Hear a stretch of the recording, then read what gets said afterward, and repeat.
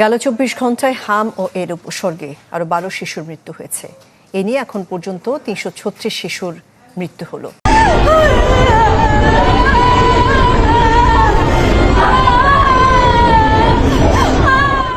এই বাচ্চাটা ১০ মাসে হামে মারা গেছে। ৯ মাস বয়স থেকে হামের টিকা দেওয়া হয়। বাচ্চাটার ৯ মাস বয়স হয়েছে তারেক রহমান ক্ষমতা নেওয়ার পরে।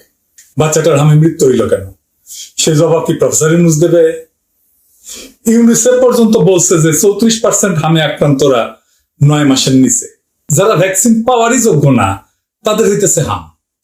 বাংলার লুথার কিং এর স্বাস্থ্যমন্ত্রী মিডিয়ায় কইছে গত ৮ বছরে হামের টিকাই দেওয়া হয় নাই। হাসিনা প্রচুর মিছা কথা কইতো, এই ভালসুন সব রেকর্ড ছাড়ে গেছে, এখনো আছে অন রেকর্ড। অনেক বেড়েছে মিজেলসটা। ৮ বছর আগে মিজেলসের ভ্যাকসিন দেওয়া হয়েছে, এরপর আর ভ্যাকসিন কোনো গভর্নমেন্ট দেয় নাই। কোন স্যাববাদ আছে এত বড় মিছা কথা কইলো? ওই হেলথ বুঝে ৮ বছর একটা দেশে হামের টিকা দেওয়া হইতেছে না, সারা দুনিয়া চুপ করে বসে থাকবে? ইউনিসেফ কিছু কইছে? কয় নাই। আমার কথা শোনার দরকার নাই, ফ্যাক্ট চেকাররাই বলছে এটা মিছা কথা। এমনকি বাংলার লুথার কিং নিজে বলছে হাসিনার ফ্যাসিস্ট শাসন আমল এবং প্রফেসর মোহাম্মদ ইউনূসের নেতৃত্বাধীন অন্তর্বর্তী সরকার, দুই সরকারের আমলে কয়েক বছর ধরে শিশুদের হামের টিকা আমদানি করা হয়নি। ডাহা মিছা কথা। ভ্যাকসিন তো কিনে দেয় বাংলাদেশকে ইউনিসেফ। ইউনিসেফ প্রতিবাদ করেছে, করে নাই। বাংলার লুথার কিং এর চাকর বাকরেরা চিল্লাচিল্লি করেছে ইউনূস সরকার ভ্যাকসিন আনে নাই, ভ্যাকসিন আনে নাই। তারেক রহমান কইছে হুক্কা হুয়া, এখন তো ক্যা হুয়া করাইলেন। এটা 11 মে পত্রিকা কইতেছে সাফিসিয়েন্ট ভ্যাকসিন স্টক আছে, আগামী 1 বছরের জন্য স্টক আছে। এখন কইতেছে টিকার সংকট না, অব্যবস্থাপনার জন্য বাড়িছে আহমেদ প্রাদুর্ভাব। জিঙ্কা স্বাস্থ্যমন্ত্রী, সিঙ্কা তার পিএম, উল্কাই তার কর্মীরা যখন যা পাইতেছে সেটাই কইতেছে। শুধু শিশুদের তো না, বড়দের হাম হইতেছে। এরিটেশন দেখান বড়দের যে হাম হইতেছে, দেখেছেন তো? প্রফেসর ইউনূস কি টাইম মেশিনে চাইবে ভ্যাকসিন আনা বাধা দিছে ওই টাইমে যে এখন বড়দের হাম হইতেছে? আবার তারেক রহমানের উপদেষ্টা কইছে অন্তর্বর্তী সরকারের গাফিলতি ছিল কিনা তার তদন্তের চেষ্টা হচ্ছে। দেখেছে বিশাল বুদ্ধিজীবী। তদন্ত হচ্ছে, অথবা তদন্ত করার কথা চিন্তা ভাবনা হইতেছে, এটা বললে কিছু একটা হইতো, কিন্তু তদন্তের চেষ্টা হইতেছে। এটা কি নতুন নতুন শব্দ, নতুন বাক্য আবিষ্কার করিচ্ছে? ওই মানে কি নতুন নতুন আপনারা বুঝলে আমার একটু বুঝেন তো, যাতে চাল চালিয়ে বুঝে যাইতে পারি। বিএনপি সরকারকে কি ভালো স্ট্র্যাটেজিক অ্যাডভাইস দেয় ওই, সেটা ওই জানে, বাংলার লুথার কিং জানে, আর সৃষ্টিকর্তা জানে, আর কেউ জানে না। যাই হোক, প্রফেসর ইউনূস ভ্যাকসিন আনে নাই, এটা সাউল হয়ে গেছে। দুমায় গালাইতেছে সব প্রফেসর ইউনূসে। আর প্রফেসর ইউনূস দুইজনকে দিছিল স্বাস্থ্য মন্ত্রণালয়ের দায়িত্ব, একজন উপদেষ্টা আর একজন হইতেছে বিশেষ সহকারী। ডিফেন্ড করতে পারতেছে না। দিল্লি স্টার যাবে পড়িছে এই যে পাওয়া গেছে প্রফেসর ইউনূসের সরকারের গাফিলতি। ইন্ডিয়ান মিডিয়া কইতেছে ইউনিসেফের ভুল পলিসিতে শিশু মারা গেছে। অর্গানাইজার বলতেছে, প্রিন্ট বলতেছে, হিন্দুস্তান টাইম বলতেছে, সব মোদি মিডিয়া, গদি মিডিয়া, সবার একই কথা, আম্বা সবাই বরাবর। সাথে ইউনিসেফ সারিন্দা দিচ্ছে। এই দেশে সারিন্দা বাজান, সারিন্দার এটা সুর দেন। এই মৃত্যুগুলোকে ঘিরে শুরু হয়েছে এক বিশ্রী রাজনীতি। যেহেতু এই বিষয়টা টেকনিক্যাল, আর প্রফেসর ইউনূস সরকার যেহেতু পলিটিক্যাল সরকার ছিল না, তার রাজনৈতিক দল নাই, আর দুই ভার্সনরা দিছিল স্বাস্থ্য মন্ত্রণালয়ের দায়িত্ব, তাই আওয়ামী লীগ, বিএনপি, ইন্ডিয়া, পুন্দের আলো, দিল্লি স্টার যে যে বয়ান দিতেছে সে বয়ান পাবলিক খাইতেছে। সত্য মিথ্যা কোনো কিছু বিচার করতেছে না কেউ।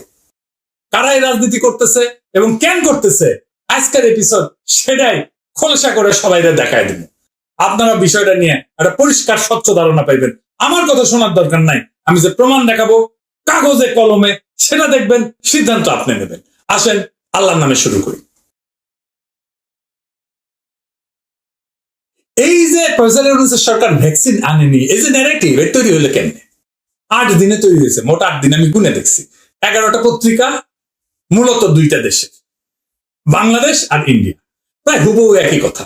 শুরুটা হয়েছে 30 এপ্রিল 2026। এইটা একটা সায়েন্স বলে একটা পত্রিকা আছে, এখানে লিখছে বাংলাদেশি এক ফটো সাংবাদিক। ওই কিন্তু ফটো সাংবাদিক, ছবি তোলে। হ্যাঁ, ওই তো জার্নালিস্ট না, স্বাস্থ্য নিয়ে লেখার ক্যাপাসিটি নাই, অনেক রহমান না। তো যাই হোক, মূল লাইনটা যেটা সেটা হইতেছে, সে কইতেছে ইংরেজি যেহেতু কইতেছে ঠিক হয়েছে, তাই না? বাংলা কই হইতেছে সেপ্টেম্বর 2025 ইউনূস সরকার ইউনিসেফের মাধ্যমে টিকা কেনা বন্ধ করছে। এবং ওপেন টেন্ডারে গেছে। এই জিনিসটা মাথায় রেখেন। এখানে আমরা ফিরে আসবো, সত্যি সত্যি প্রফেসর ইউনূস সেপ্টেম্বরে বন্ধ করেছিল কিনা টিকা কেনা ইউনিসেফ। এই একটা বাক্য থেকে পুরা ঝড়। এই অনেক রহমানকে সেটা আমরা পরে দেখবো, একেবারে গোষ্ঠী শুদ্ধা দেখবো, পুরা সিলসিলা দেখবো, মজা আছে, সব ডট মিলে যাবে আর কি, বরাবর হয়ে যাবে। পরের দিন 1 মে, একদিন পরে ভারতের দে প্রিন্ট লিখেছে ইংরেজি যেহেতু লিখেছে ঠিকই লিখেছে, তাই না? বাংলায় কই 250-র বেশি মানুষ, বেশিরভাগই শিশু মারা গেছে, কারণ ইউনিট সরকার টিকা ক্রয়ের নিয়ম পরিবর্তন করছে। তো প্রিন্টারটা সূক্ষ্ম সংযোজন করছে যেটা ওই সায়েন্সে নাই। সেটা হইতেছে যে এই প্রাদুর্ভাব ভারতের জন্য বিপদ। যশোর চাঁপাইনবাবগঞ্জ দিয়ে ব্যস্ত সীমান্ত পারাপার হয়, সীমান্ত পার হয়ে ভাইরাস ঢোকার ঝুঁকি বেড়েছে। 2 মে, তার একদিন পরে 3টা বাংলাদেশি পত্রিকা, আগে ইন্ডিয়া করেছে, আগে হাল যেদিকে গেছে পিসা হাল এখন সেদিক দেওয়া যাবে। 3টা পত্রিকা, বিজনেস স্ট্যান্ডার্ড, দিল্লি স্টার আর বিডি নিউজ 24, 3টেই বরাবর দিল্লির বরাবর আর কি, বুঝি যাও। 3টাই সায়েন্সের কথা হুবহু রিপিট করেছে। কেউ ইপিআই অফিসে যায়নি, কেউ স্বাধীন তদন্ত করেনি, কেউ একটু ইউনিসেফের সাথে কথা বলেনি, কেউ কাগজপত্র দেখেনি। একই দিনে সোশ্যাল নিউজ এক্সওয়াইজেড ভারত থেকে একই কথা। 3রা মে ভারতের আরএসএস অ্যাফিলিয়েটেড অর্গানাইজার একটা পত্রিকা আছে, 2টা প্রতিবেদন, সায়েন্সে যেটা নাই সেটা আবার অর্গানাইজার যোগ করেছে। শুনেন, আমি পড়িচ্ছি কি কয়। আমের প্রাদুর্ভাব হইল ইউনিট সরকারের ব্যর্থ নীতি, স্বার্থপর কাজ আর অমানবিক কার্যক্রমের সর্বশেষ নৃশংসতা, যার মধ্যে রয়েছে সংখ্যালঘু হিন্দু সম্প্রদায়ের উপরে তীব্র সহিংসতা ও হত্যা। কার মধ্যে কি পান্তাভাতে ঘি, কার মধ্যে হিন্দু, আমের মধ্যে হিন্দু নির্যাতন ঢুকেছে। বুঝতে পারছেন তো কই থেকে কই যাইতেছে। জনস্বাস্থ্য সংকটকে জুড়ে দিতেছে হিন্দু সম্প্রদায়ের নির্যাতনের সাথে, শিশু মৃত্যুকে সাম্প্রদায়িক ন্যারেটিভ ঢুকাই দিচ্ছে এর মধ্যে। বুঝেছ মানে কিরকম মাল। এরই ইন্ডিয়ান মিডিয়ার কৌশল স্ট্রাকচার। বাংলাদেশে যে কোনো সংকট, বন্যা হোক, ডেঙ্গু হোক, হাম হোক, সবকিছুতে হিন্দু নিপটন ঢুকে দিবি আর কি, বুঝেছ। আবার 7ই মে ইন্ডিয়ান আওয়াজ ওই লিখেছে, উন্নয়ন সহযোগীদের সতর্কবার্তা সত্য, মানে ইউনিসেফের কথা কইছে। বাংলাদেশ 2025-এ ইউনিসেফ সমর্থিত টিকা ক্রয় থেকে ওপেন টেন্ডার পদ্ধতিতে চলে গেছে আর কিন্তু বলতেছে, এটা খেয়াল রাখেন, আমরা পরে দেখবো আসলেই চলে গেছে কিনা। 8 দিন 11টা জায়গা থেকে একটাই উৎস, এই সায়েন্স ম্যাগাজিন, বাকি সব কপি। এটা কয় ন্যারেটিভ লন্ডারিং, বুঝি যাও, মানে একই উৎস থেকে সংবাদ তৈরি করা, দেশে দেশে চালান করে বিশ্বাসযোগ্যতা তৈরি করা। আপনি ফেসবুকে দেখেন এতগুলো পত্রিকা একই কথা বলতেছে, মনে হয় নিশ্চয়ই সত্যি। সবগুলো একই উৎস দেয়, কোনটা? Science, science. বলো দেখি সায়েন্স কি? What is science? স্যার, এই যে মাথার উপরে ফ্যান ঘুরছে, এটাই সায়েন্স। আপনি চোখে কম দেখার পরেও পাওয়ার গ্লাসের মাধ্যমে সঠিক দেখছেন, এটাই সায়েন্স। মোবাইলে যে কথা বলি, এটাই সায়েন্স। এই সায়েন্স নিয়ে বাংলাদেশের পোস্টার বয় তাসনিম করে লিখলো, সলিড রিপোর্টিং কেমনি ইউনিট সরকার রক্ষা পাই দেখবো। ইউনিসকে কয় স্পিন মাস্টার, এটা আবার প্রফেসর ইউনূস সাক্ষাৎকার দেয়। যাই হোক, ওটা সলিড রিপোর্টিং কেমন সেটা আমরা পরে দেখবনি। এই সায়েন্সের সলিড রিপোর্টিং এর পোস্টমর্টমের আগে আমাদের কিছু জিনিস বুঝে নেওয়া দরকার। আপনাদের এই জটিল বিষয়টা বুঝতে এটা সুবিধা হবে। আলাপটা জটিল না, কিন্তু এই জিনিসটা বোঝার জন্য এই আগের জিনিসগুলো বুঝে নেওয়া দরকার, কারণ টেকনিক্যাল জিনিস, তাই তো? আসেন সেটা একটু বুঝে দেখি। ইপিআই কি টিকা দেয়, কত খরচ? বাংলাদেশ বাচ্চাদের টিকার এই যে পুরো সিস্টেমটা, এটাকে বলে EPI expanded programme of immunisation, বাংলায় সম্প্রসারিত টিকাদান কর্মসূচি। এই ইপিআই কি করে? 9টা টিকা দেয়, 12টা রোগ থেকে বাচ্চাদের বাঁচায়। কি কি? যক্ষা, পোলিও, ডিপথেরিয়া, ধনুষ্টঙ্কার, টিটেনাস, হুপিং কাশি, হেপাটাইটিস বি, নিউমোনিয়া, মেনিনজাইটিস, হাম, রুবেলা, টাইফয়েডটা শেষে যোগ করছে, প্রফেসর ইউনূস যোগ করছে কিন্তু টাইফয়েডের টিকা। এটা আবার কেউ করবে না, নতুন একটা টিকা যোগ করেছে। এই ইপিআই টিকার ফলে প্রত্যেক বছর 94,000 শিশুর জীবন বাঁচে। কত টাকা লাগে এই টাকাটা কিনতে? এই প্রফেসর ইউনূসের সরকার 25-26 অর্থ বছরে ইপিআই এর জন্য 842 কোটি টাকা বরাদ্দ করছে সরকারি বাজেট থেকে, মানে প্রায় 1000 কোটি টাকা প্রফেসর ইউনূস নিজে বরাদ্দ দিচ্ছে। এডিবি থেকে আরো 609 কোটি টাকা ঋণ, মোট 1450 কোটি টাকা। তার মানে 1450 কোটি টাকা হইতেছে সরকার নিজে দেয়, লোন করে দেয়, আর বাকি 773 কোটি টাকা গাভী দেয়, ওটা আমরা পরে দেখবো। সব মিলে প্রায় 22 থেকে 2300 কোটি টাকা লাগে এক বছরে। এই সংখ্যাটা মাথায় রেখেন, পরে দরকার পড়বে। টাকা কে দেয় জানলেন? এবার দেখি টিকাটা আনে কে। তিনটা পক্ষ এই ভ্যাকসিন কেনার টাকা দেওয়ার সাথে যুক্ত। একটা হচ্ছে গাভি, পুরা নাম Global Alliance for Vaccine and Immunization. ধনী দেশের সরকার, Bill Melinda Gates Foundation, World Bank, এরা মিলে গাভীদের টাকা দেয়। এই টাকার উদ্দেশ্য হচ্ছে গরিব দেশের বাচ্চাদের যেন সস্তায় টিকা দেওয়া যায়। বাংলাদেশকে গাভী সাহায্য দিতেছে 2001 সাল থেকে 25 বছর ধরে, সব মিলে কমপক্ষে 15,000 কোটি টাকার মতো দিচ্ছে এই পর্যন্ত। গাভী যা দেয় তা দিয়ে আমাদের ভ্যাকসিনের পুরো চাহিদা মেটানো যায় না, 1/3 হয়, 1/3। তাই বাংলাদেশ সরকারকে টাকা দিতে হয়, লোন করতে হয়। গত বছর এডিবি থেকে লোন নিছে, এটা আমি বলছি। তো তাহলে গাভী দেয় মোটামুটি 1/3, আর 2/3 বাংলাদেশ সরকার নিজে দেয় অথবা লোন করে দেয়। এরপরে কে? ইউনিসেফ। এটাই সবচেয়ে ইন্টারেস্টিং, কারণ এই ইউনিসেফের বড়াতেই বলা হইতেছে সব কথা। ইউনিসেফ হইতেছে ভ্যাকসিনের কন্ট্রাক্টর। হ্যাঁ, কন্ট্রাক্টর। মনে করেন না যে ইউএন অর্গানাইজেশন বাপরে একেবারে পুরোহিত, তা না। ইউনিসেফ বাংলাদেশ সরকারকে টিকা কিনে দেয়, মানে বাংলাদেশ সরকার ভ্যাকসিনের বরাদ্দ দেয় ওর হাতে, ওই টাকা দিয়ে ওই টিকা কিনে দেয়। সেখান থেকে সে কমিশন নেয়, জি ভাই কমিশন, 4% কমিশন নেয়। তাহলে 2200 থেকে 2300 কোটি টাকার কমিশন কত হয়? 4%। এটা বলে গাভী টাকাটা সরকারকে দেয় না, সরাসরি ইউনিসেফকে দেয়। গাভীর সাহায্যের কন্ডিশনই থাকে ইউনিসেফকে কেনাকাটার দায়িত্ব দিতে হবে। এই যে ইপিআই এর টিকা, পুরাটাই কিনে দেয় ইউনিসেফ। যা কিছু কেনে সব কেনে, পুরাটাই কেনে, বাদ দেয় না কোনো কিছু। তার মানে 12টা রোগ প্রতিরোধে যতগুলো টিকা দরকার সবগুলো ইউনিসেফ কিনে দেয়। বাংলাদেশ সরকার তো কিছু টাকা নিজে দেয়, এটা জানি। এখন গাভীর সাপোর্টের একটা ব্যাপার আছে, সেটা হইতেছে গাভী 2029 সালে এটা সাহায্য শেষ হয়ে যাবে। এটা কিন্তু ফ্রি, ঋণ না, এটা দান, ডোনেশন। 2029-এর পর থেকে পুরো ভ্যাকসিনেশন প্রোগ্রামের টিকিট টাকাটা সরকারকে নিজেই দিতে হবে, মানে প্রায় 800 কোটি টাকা আরো নিজের পকেট থেকে দিতে হবে। কারণ গাভীর ভুল হইতেছে, কোন দেশ যথেষ্ট ধনী হয়ে গেলে সাহায্য দেবে না। বাংলাদেশ তো হাসিনার মিডিল ইনকাম দেশ হয়ে গেছে, তাই না? গাভী বলতেছে নিজের বাচ্চার টিকার টাকা নিজেরাই দেন, আপনার তো বড় লোক। হ্যাঁ, শোধন কত দিক থেকে আসে দেখেন। 2029-এ গাভী চলে যাবে, তারা আমাদের টাকা টুকা দেবে না। এই ডেডলাইনটা মাথায় রেখেন, এই জায়গাটা আমাদের দরকার পড়বে। এবার আসেন টিকা কেনার প্যাচ কোথায় লাগিয়েছিল। বাংলাদেশের সরকারি কেনাকাটা নিয়ে ওয়ার্ল্ড ব্যাংকের অনেকদিন থেকে আপত্তি ছিল। এখানে মূল দুর্নীতিটা হয়, তারা এইটা সংস্কারের লক্ষ্যে একটা রিপোর্ট তৈরি করে 2001 সালে। তারা দেখায় যে কেনাকাটা প্রচুর দুর্নীতি হয়। খালেদা জিয়া তখন সরকারে, ওনারা বুঝায় যে আপনি একটা সরকারি কেনাকাটার একটা আইন বানান, ল বানান। উনি এটা রাজি হন এবং উনি একটা আইন তৈরি করেন, পাবলিক প্রকিউরমেন্ট অ্যাক্ট 2006। সেই থেকে বাংলাদেশ সরকার যে কোনো জিনিস কিনতে গেলে, যে কোনো, সেটা টিকা হোক, পাথর হোক, কম্পিউটার হোক, টেবিল হোক, চেয়ার হোক, বালিশ হোক, হোয়াট এভার, যেটাই হোক, আইনে লেখা আছে কিভাবে কিনতে হবে, সরকারি ক্রয় আইন। এই আইনের 2টা পদ্ধতি আছে। এটা বুঝলে টিকার সমস্যাটা বুঝবেন। আসেন সেটা কি দেখি। প্রথমে হচ্ছে ওপেন টেন্ডারিং মেথড, খোলা দরপত্র। সরকার বিজ্ঞাপন দিবে, আমার 10 লাখ ডোজ হামের টিকা লাগবে, পত্রিকায় দিবে, ওয়েবসাইটে দিবে, যে কোম্পানি দিতে পারে, দেশি বিদেশি সবাই বিড করবে, টেন্ডার সাবমিট করবে। সবচেয়ে কম দাম যে দিবে তাকে দেওয়া হবে। এটা সুবিধা তো অনেক আছে, যেমন ট্রান্সপারেন্সি আছে, কম্পিটিশন হয়, দুর্নীতি কম হয়, দেশি কোম্পানিগুলো বড় হওয়ার সুযোগ পায়, এখানে দলিল দস্তাবেজ থাকে, অ্যাকাউন্টেবিলিটি থাকে। আর এটা হচ্ছে ডাইরেক্ট প্রকিউরমেন্ট মেথড, ডিপিএম, সরাসরি ক্রয় পদ্ধতি। সরকার সরাসরি কোনো একজনের কাছ থেকে কিনে নেবে, কোনো বিজ্ঞাপন না, কোনো কম্পিটিশন না। কিন্তু আইনের শর্ত আছে। ডিপিএম শুধুমাত্র আর্জেন্ট পাবলিক ইন্টারেস্ট, এটা মাথায় রাখেন, আর্জেন্ট পাবলিক ইন্টারেস্ট, জরুরি জনস্বার্থেই শুধুমাত্র কেনা যাবে। অথবা একটাই সোর্স আছে, আর কেউ বানায় না, একটা মাত্র সোর্স, দুনিয়া আর কেউ বানায় না। এটা যদি হয়, তার মানে একটাই সোর্স অথবা ইমার্জেন্সি। এটা তো ট্রান্সপারেন্সি নাই, কম্পিটিশন নাই, দাম বেশি হইতে পারে, দুর্নীতির সুযোগ আছে। সবচেয়ে গুরুতর, আপনি একই কাজ করতেছেন বছরের পর বছর, নিয়ম মেনে, একই সময়, কিন্তু প্রত্যেক বছর বলতেছেন এটা ইমার্জেন্সি জিনিস।